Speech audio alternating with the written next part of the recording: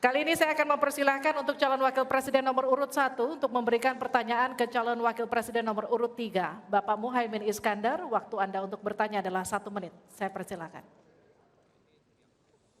Terima kasih Pak Mahfud yang saya hormati.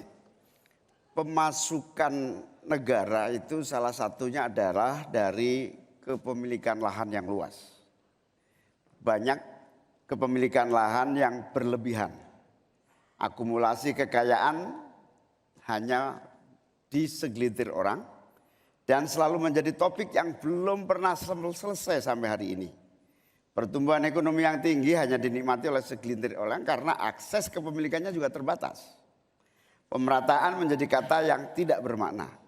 Maka saya ingin pendapat Pak Mahfud, bagaimana mewujudkan keadilan sosial dimulai dari pemerataan kepemilikan tanah, akses dan lahan.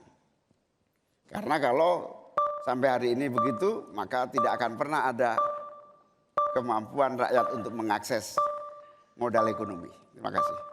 Baik, silakan Pak Mahfud untuk menjawab. Waktu Anda untuk menjawab 2 menit, kami persilakan Bapak. Caimin, itu diskusi sudah lama. Sejak zaman Bung Karno itu dulu mengeluarkan undang-undang land reform, redistribusi lahan itu tadi. Yang sampai sekarang itu tidak jalan meskipun undang-undangnya masih berlaku. Kenapa? Lagi saya katakan ini pada aparat, pada kedisiplinan kita, pada penegakan hukum kita. Itu masalahnya sebenarnya. Coba sekarang ini kalau data yang pernah saya dengar dari Pak Prabowo beberapa tahun lalu, 1% penduduk menguasai 75% lahan.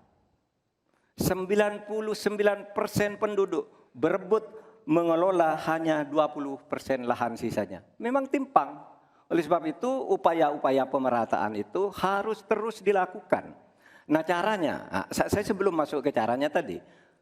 Caranya tentu kita lihat fakta yang ada di lapangan. Betapa sekarang ini banyak lahan itu diperoleh secara kolusi yang tidak jelas. Saya pernah dikritik, Pak kenapa ini pemerintah ini sekarang kok lahannya tidak jelas. Diserahkan ke orang semua, rakyat tidak kebagian. Saya tanya, mana daftar lahan? Saya minta ke Kementerian Pertanian. Oh ini dibuat tahun sekian, ini tahun sekian, ini tahun sekian, tahun sekian. Saya tahu di mana masalahnya dan siapa yang membuat ini. Ini yang harus ditertibkan. Apalagi sekarang lahan-lahan ini tiba-tiba diduduki orang. Diduduki orang sampai puluhan tahun, negara diam aja. Bahkan mau diberi ampun, kemarin itu diberi pengampunan pajak. Saya bilang ini harus pidana, masuk. Gitu. Dia menguasai tanah 22 tahun tidak bayar pajak lalu diberi ampun asal mulai baik-baik kembalikan seandainya pajak. Tidak bisa, saya bilang. Nah sekarang dia ini sudah masuk pidana dan sudah inkrah. Nah itu saya kira jalan yang keluarnya itu kedisiplinan kita menegakkan aturan. Itu saja saya kira jawaban yang menurut saya simpel dan tepat, selesai. Baik, silakan Pak Muhaimin untuk memberikan tanggapan dari jawaban Pak Mahfud tadi. Terima kasih. Yang disampaikan Pak Mahfud kurang satu hal saja, yaitu harus ada political will, kemauan politik yang sungguh-sungguh, sekaligus memanfaatkan instrumen hukum yang memadai.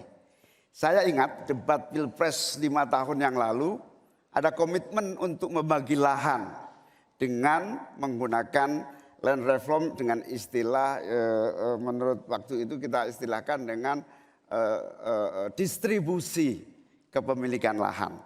Sehingga yang ingin saya tegaskan dari jawaban Pak Mahfud tadi adalah instrumen hukum harus dipakai secara optimal, diikuti dengan kemauan dan kesungguhan politik, bukan hanya retorika politik. Oleh karena itu agar tanah-tanah yang dikuasai oleh segelintir orang terdistribusi dan rakyat ikut menikmati, terutama untuk lahan-lahan pertanian yang lebih produktif. Terima kasih. Silakan langsung ditanggapi Pak Mahfud, waktu Anda.